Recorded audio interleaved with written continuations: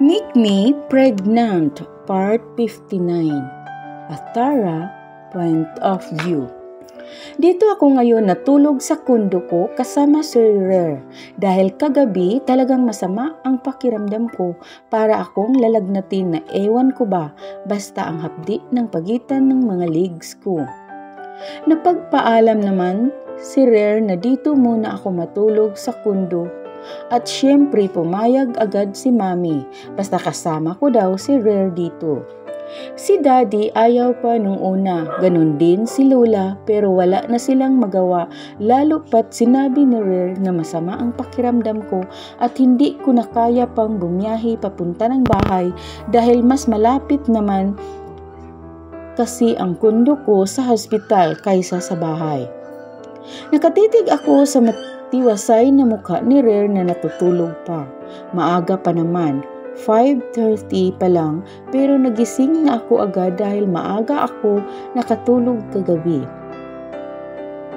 Pagka uwi pa lang namin kagabi naligo lang ako ng saglit at tulog na ako agad. Hindi ko na siya naasikaso dahil sa sobrang pagod po at sakit na nararamdaman ko. Nakayakap ang braso niya sa bewang ko habang magkaharapan kami. Tulog na tulog siya. Napatingin ako sa ibaba ng comforter at napagtanto ko na naka-boxer lang to at topless. Ang gwapo-gwapo ng boyfriend ko. Ang ganda pa ng katawan. Matalino pa, mabait, sweet and mapagmahal. Para sa akin, siya ang perfecto at wala nang makakapantay na kahit sino sa kanya sa puso ko. Hindi ko akalain kay ate na papakawalan niya pa ang isang lalaking malagrikgad na ganito na wala namang ibang ginawa kung hindi magmahal. Pero siguro, may plano ang Diyos para sa amin kaya nangyari ang lahat. Baka kami nga talaga ang nakatadhana para sa isa't isa pagkatapos ng mga masalimuot na nangyari sa amin. Sana nga, hindi niya ako biguin. Sana, hindi niya ako saktan. Sana, siya na lang hanggang dulo. Kasi sobrang mahal ko na siya at di ko na kayang mawala pa siya sa akin. Niyakap ko si Rare at isinisiksik ko ang mukha ko sa dibdib niya kaya gumalaw siya at niyakap rin ako ng mahigpit kahit tulog pa rin ito. Sana nga wala nang problema na dumating. Sana wala nang sumira sa amin. Naiisip ko na nakalimutan na lang ang lahat ng sekreto na tinatago sa akin ng pamilya ko para wala nang gumulo sa isipan ko at tuluyan na lang maging masaya sa piling ni Rare. Pero hindi ko talaga magawa yung tipong kapag kasama ko si Rare, nakakalimutan ko ang lahat ng problema kong panandalian.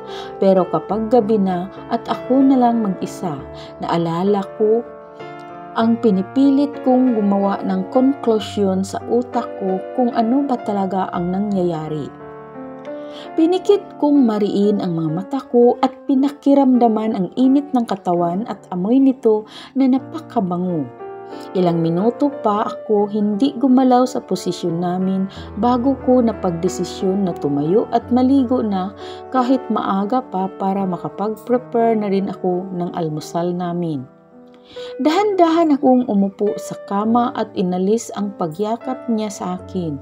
Gumalaw siya pero hindi naman ito nagising kaya tumayo na ako ng dahan-dahan at naglakad papunta ng CR. Humarap ako sa salamin at naghilamos muna para magising ang diwa ko sa kakuhinubad ang lahat ng saplot ng katawan ko at naligo na.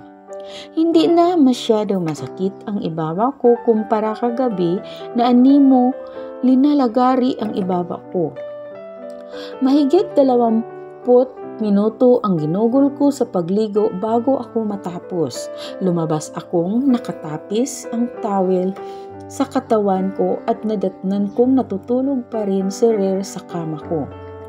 Dumiretso ako sa walk-in closet at napili ko muna magsuot ng white spaghetti strap at manipis na short na kulay itim. Mamaya na ako magbibihis ng uniforme dahil magluluto pa ako ng almusal. Dahan-dahan kong sinarado ang pintuan ng kwarto ko at dumiritso sa kitchen. Chinicheck ko ang refrigerator at nakabukas ito. Matagal akong di bumisita sa kondo kaya hindi nagalaw ang mga pagkain ko rito, pero madalas naman pinapalinis ni mami to lagi sa mga kasambahay namin. Kumuha ako ng ham and hotdog sa freezer kaya inilagay ko muna ito sa bowl na may tubig para mabawas ang pagyayelo nito. Habang sinisit aside ko ang ham and hotdog ay nag-init na ako ng water at nagsimula na akong magpainit ng fry pan para magluto ng itlog. Nang uminit ay sinalang ko na ang itlog at hininaan kunti ang apoy. Habang iniintay ko na maluto ang itlog ay nag-toast naman ako ng bread sa toaster. Inabot ako ng mahigit 15 minutes sa pagluluto ng lahat. Isa-isa kong inilagay sa plato and niluto at hinain sa pagkainan hanggang sa naramdaman kong may yumakap sa likuran ko at pinatong ang mukha sa balikat ko. "Oh, gising ka na pala," sambit ko, saka ibinaba ang plato sa lamesa. Hinarap ko ito at pinatong ko sa liig niya ang kamay ko. Tumambad sa akin ang magulo niyang buhok at mapungay-pungay na mata, pero bakit ang gwapo niya pa rin, ha? Hinalikan kong mabilis ang labi niya at ngumiti ng malaki. "Good morning, baby," masaya kong sambit, saka hinawakan ang pisngi niya. "Good morning." Hinalikan niya muli ako sa labi at niyakap ako ng mahigpit. Napangiti naman ako sa ginawa niya at hinampas ang katawan niya dahil nakataplis pa rin ito hanggang ngayon. "Magbihis ka na muna doon, baka sipunin ka," sambit ko, saka inalis ang yakap niya sa akin pero ipinalupot niya lang muli ang braso niya sa akin. "How's your feeling? Are you still sore?" Husky na sambit nito habang ang mapungay-pungay na mata niya ay nakatitig sa akin, pero umiling lang ako sa tanong niya. "Hindi na. Bilis, magbihis ka na para makakain na tayo. Do you want coffee or milk?" Tanong ko habang yakap-yakap niya pa rin ako. I want you." Paos na sambit nito kaya sinimangutan ko lang siya. "Ang aga-aga, Rir, tigilan mo ko. May trabaho tayo, bilisan mo na." Kunot mo kong sambit kaya ngumiti siya at hinalikan ako sa ilong. "Yeah, I love you. I love you too." Sagot ko, saka humiwalay sa yakap niya kaya naglakad siya pabalik ng kwarto ko at ako naman ay patuloy lang sa paghahanda ng umagahan namin. Nang matapos na ako sa paghahanda ay umupo na ako sa upuan at hinintay na lang siya. Napatingin ako sa mabigat na hakbang na papalapit sa akin, saka puting shirt to na fit sa malaki niyang katawan. Gulo pa rin ang buhok niya pero hindi ganun kapungay ang mata niya. Ang gwapo. "Pupunta pa ba tayo sa mansyon niyo para kumuha ng damit mo?" Tanong ko, saka nilalagyan ng egg and ham ang plato niya. "No, nagdala ako kagabi ng mga damit ko rito." Sagot nito, saka pinagalaw ang panga habang nakatitig sa akin. "Okay, good. What do you want? Rice?" Tumango na lang siya at ininom ang tinimpla kong kape. Nilagyan kong pagkain ng plato niya at pagkatapos ay ganun din sa akin. "Sorry, nakatulog ako kagabi. Hindi na kita naasikaso," sambit ko, saka nagsimula ng kumain. "It's fine, baby. I know you're sore. That's why I put an ice cube in a thick washcloth and resting that on the outside of your underwear 14 to 15 minutes. I use over-the-counter pain reliever like Maureen, ibuprofen too, because of all these things have anti-inflammatory effects which can relieve some of the pain." Sambit nito dahilan para matigil ako sa pagkain ko at pinanlakihan itong mata. Bakit di ko naramdaman?" Gulat na tanong ko kaya napangisi siya. You're too tired, baby. Kaya hindi mo na naramdaman, sambit niya sa kakagat ng tinapay. Napakagat ako sa labi at napalunok. Nakakahiya. Iniwas ko ang tingin sa kanya saka tinakpan ang mukha ko dahil sa ginawa niyang yun. You don't need to be shy, baby. I already saw and test it. Mapanukso na saad nito kaya sinamaan ko siya ng tingin. Bastos. Hahampasin ko sana siya pero naabot niya na ang kamay ko at mabilis na hinalikan ito. You know what? One of the most common causes of pain during or after intercourse that can lead to a sore is inadequate lubrication. When your B isn't properly lubricated during sex, the friction can cause tiny tears in your skin. Sagot nito habang sumusubo ng pagkain gamit ang kanang kamay at ang kaliwang kamay niya ay hawak ang kamay ko. So I don't have enough lubrication? Kunot noong tanong ko. Based on my observation, not really, but my bird is quite big, 9 inches and you're so tight. It might actually be hitting your cervix during penetration. Kangisi niyang sambit, kaya inirapan ko ito. Then how to prevent pain in the future? Ayoko na talagang sobrang sakit as in. Sobrang nangihina talaga ako kapag ganun. Foreplay is a great first step.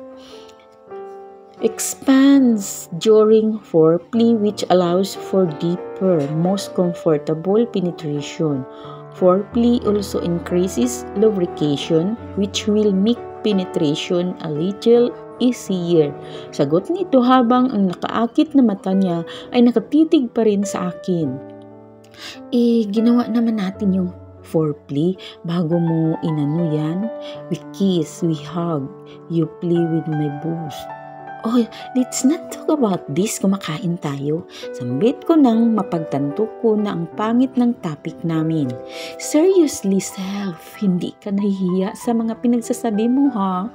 You're so cute, baby. Sambit niya nang mapansin na namumula na ako dahil sa kahihiyan. Tigilan mo ko, Cedric. Kumakain tayo eh. Kumain ka na lang. Sambit ko sa kabinawi ang kamay sa kanya at nagsimulang kumain ulit. You want to make more babies, ha? Mapanuksong tanong nito kaya sinamaan ko siya ng tingin. Yes, pero huwag na muna ngayon. May trabaho tayo, no? Di na nga ako nakapagtrabaho ng maayos kahapon dahil sa'yo. Iritado kong sambit kaya natawa siya at nilapit ang upuan sa akin. Ha ha ha. I love you. Give me a kiss. Usal nito, saka nilalapit ang mukha sa akin. No. Saad ko, saka kinurot lang ang pisngi niya. Please, master, I want to taste the lips of my dessert. Kahit yun lang, nakangutong sambit nito. Kaya bumuntong hininga ako dahil nagpakyut na ang boyfriend ko at ako tong marupok ay pagbibigyan siya. Kaya binigyan ko ito ng smack kiss. Oo, tama na, tigilan mo kaka-dessert. Baka gawin mo pa akong mint dist. Umirap na sambit ko kaya natawa ulit siya. See, I love you first. I love you po, Dr. Cedric Grison. I love you damn much to Nurse Athara. Napahawak ako sa batok ko dahil nakaramdam ako ng pagod kahit tanghali pa lang. Ang dami kong ginawa rito sa hospital kahit ilang oras pa lang ako. Palakad-lakad ako sa 4 na palapag na hospital na to para maghatid ng kung ano-ano, i-check ang lahat ng patient. Nurse! Napatingin naman ako sa babaeng nasa middle 40s. Bakit po? Magalang kong tanong. Natanggal po kasi ang binda ng sugat ng anak ko. Baka po pwede pakiayos? Mahinahon na sambit niya. Sige po. Ano pong room ba? Tanong ko. Room 94. Sige po, sunod na lang po at kukuha lang ako ng gamit. Ngumiti ang babae at tinalikuran ako. Nagtungo naman ako sa station para kumuha ng mga kit na gagamitin ko. Nang makakuha na ako ay naglakad na ako papunta sa private room ng patients. At what happened to Mikey? Napalingon naman ako kay Kristen na sumabay sa paglalakad ko. Yun, di ba nga broken yun? Tapos nung isang araw, nagpakita sa kanya si Prince. Nagmamakaawang bumalik sa kanya si Mikey. Sagot ko kaya umigting ang panga dahil umiral na naman ang pagka-protective ni Kristen. What? I called her but she did not mention that. Iritado at kunot na noo na saad nito. Sorry, di ko na naikwento sa'yo kahapon. Nakanguso kong sambit. It's okay. Nawala ka eh. Hindi na kita nakita, sabi ng iba may sakit ka raw. Nagpapahinga ka sa office ni Dr. Grison. Seryosong saad nito. Oo eh. Biglang sumama talaga pakiramdam ko. Sambit ko na halos mautal pa dahil bigla kong naalala ang lahat ng scene sa office ni Rare. Are you okay now? Nag-aalalang tanong nito. Yes, nakangiti kong sagot. Good. Where are you going? Tanong nito habang hinahawakan ang kanyang panga na umiigting. Room 94? May kasabay ka mag-lunch? Biglang tanong nito kaya napangiti ako ng tipid. Oo eh, si Rare. Sige, puntahan ko si Mikey mamaya. Sama ka? Tanong nito. Anong oras ba? After ng out ko. Sabihin na lang kita, dito na ako mamaya na lang. Tumango siya at hinayaan na akong pumasok sa loob ng kwarto. Napatingin ako sa teenager na lalaki na mga nasa 15 years old. May binda ito sa ulo at sa kaliwang braso samantalang yung kanang kamay naman ay nakasiminto. Motor accident po? Tanong ko sa nanay. Yes, nurse. Ito pong bandang tuhod niya ang naalisan ng binda.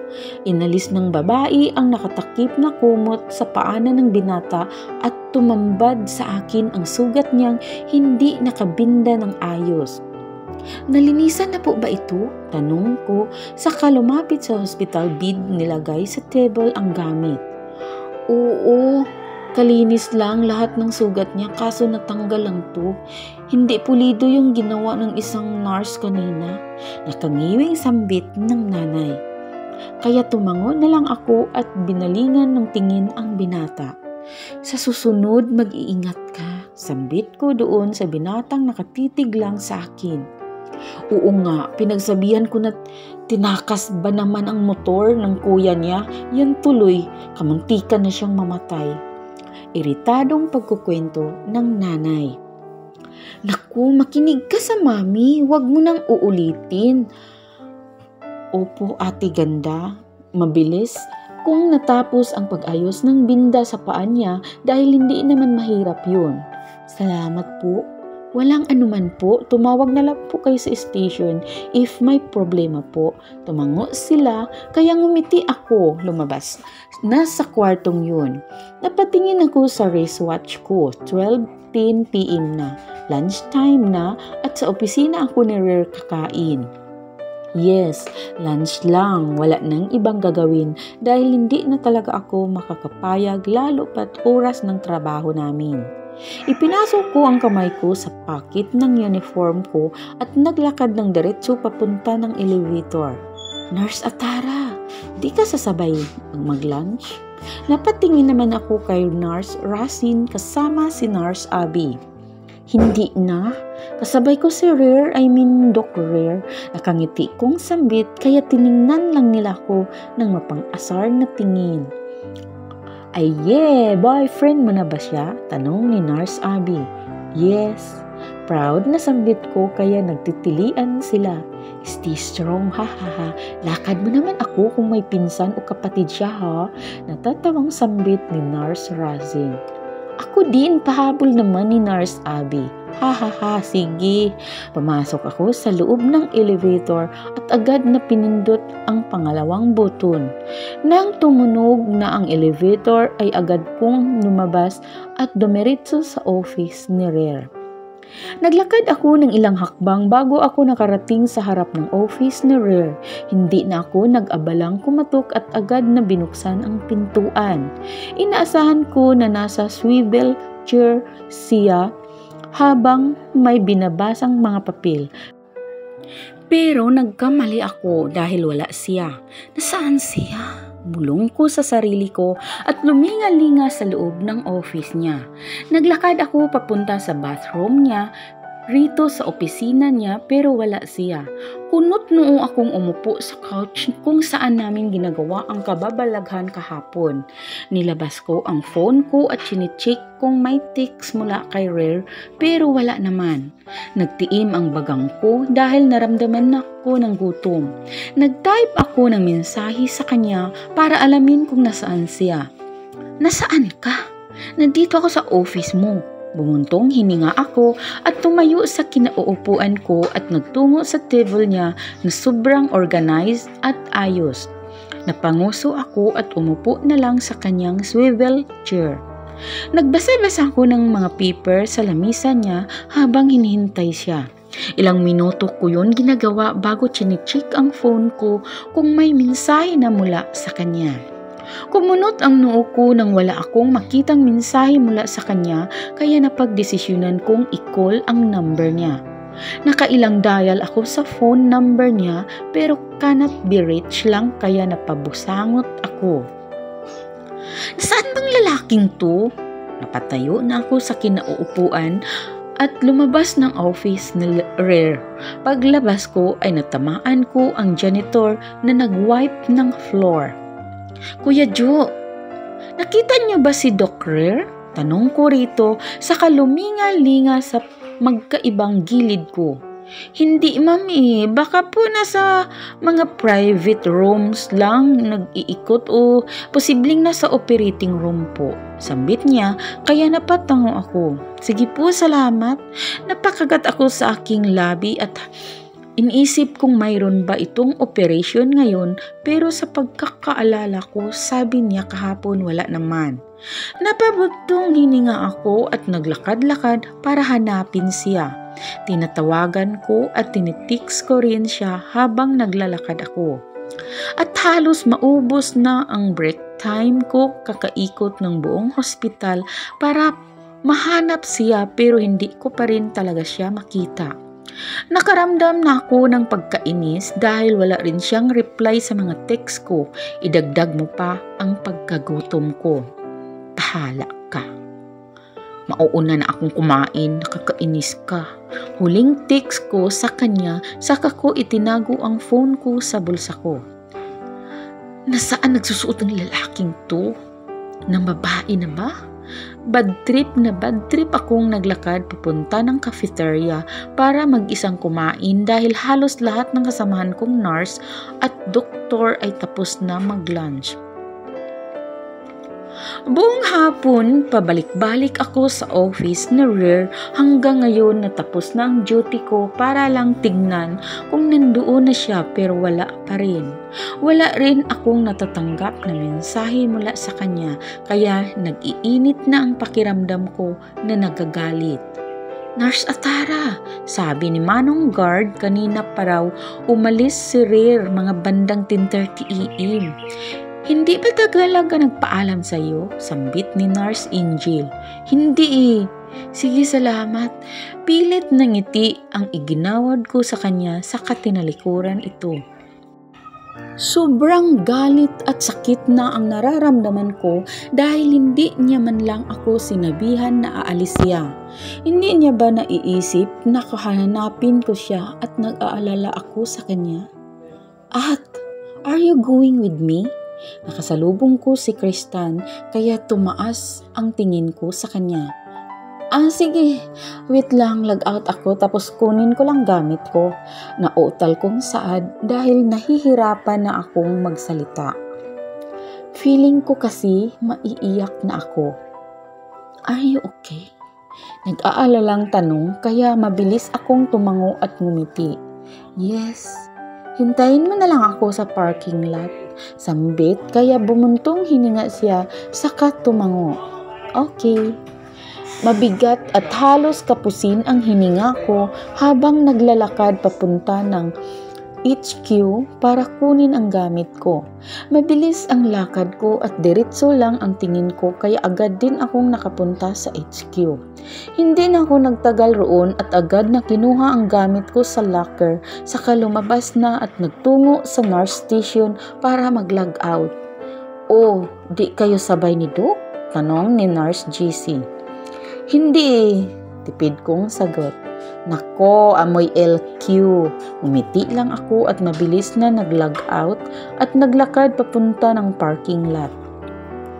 Agad rin naman akong nakarating doon dahil sobrang bilis na talaga ng lakad ko na animo may emergency. Lumingalinga ako at hinanap si Kristan. Nakita ko ang kotse ni Kristan kaya lumapit ako roon at napansin kong wala siya sa loob.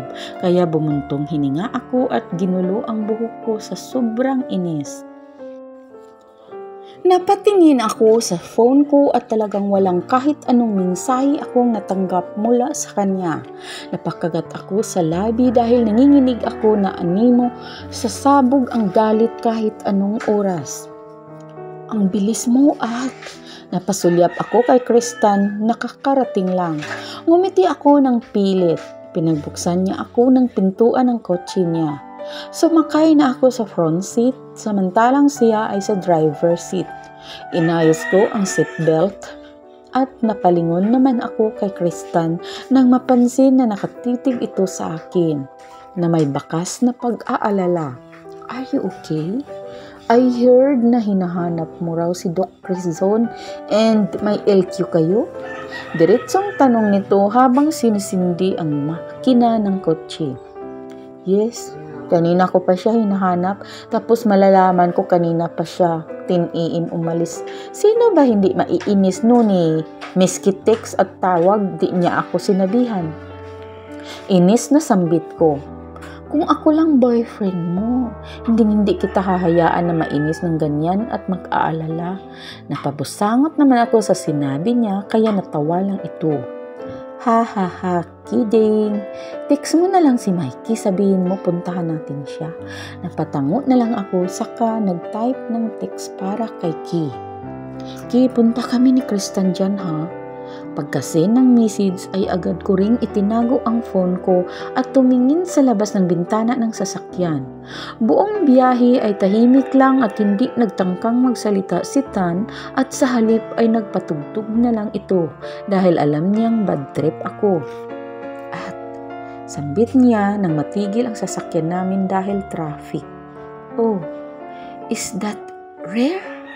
Napatingin naman ako sa tinuro niya sa gilid niyang restaurant. Kahit nakatalikod si Rare ay alam na alam kong siya yun. May kasama siyang 2 babae at ang isa ay akbay-akbay niya pa. Kitang-kita rin ng 2 mata ko si Hapon na sobrang tingkad ng kulay gatas niyang mga balat na kaya hindi ako magkakamali na si Rare nga talaga yun. Nanghina ako bigla at nagsituluan ang luha ko mula sa mata ko dahil sa galit at sakit na bumabalot ngayon sa aking puso. Damn! Sinong mga yan?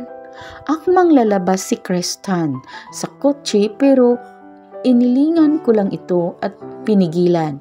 No, please. Pagmamakaawa ako sa kako hinawakan ang braso niya. No, Atara. I'll punch his fucking face. Galit na saad nito. Tara na, please. Nangihinang sambit ko nang may bumusina na sa likod namin dahil umandar na ang traffic. At nag-aalalang tawag niya. Please, Kristan. Bumuntong hininga siya saka tinuloy-tuloy niya ang pagdadrive. Tuloy pa ba tayo kay Mikey? Tanong nito kaya mabilis akong tumango. Yes, please. Hindi na siya nagsalita at hinayaan na lang akong mag-iiyak. Kala ko ba happy na? Kala ko ba wala ng problema? Pero ano ito? Pinaglalaruan lang ba talaga ako ni Rare? Hindi niya ba talaga ako mahal? Puro kasinungalingan lang ba ang pinakita niya sa akin? Gusto niya lang rin ba talaga ako saktan katulad ng ginawa sa akin ng lahat? Tangina niya pala eh. Kung katawan lang habol niya sa akin, edi sana sinabi niya na lang ng diretsuhan, hindi yung sinasabihan niya pa akong mahal niya ako. Kasi sawang-sawa na ako, hirap na ako, pagod na akong niloloko ako. Buong biyahe hanggang sa makarating kami sa kondo ni Mikey, iyak lang ako ng iyak habang inalalayan ako ni Kristan. Mga ka-lovely, hintayin ang susunod na kabanata sa kwentong ito na magpapaantig sa inyong mga puso. At huwag kalimutan mag-like, share, comment sa ating video.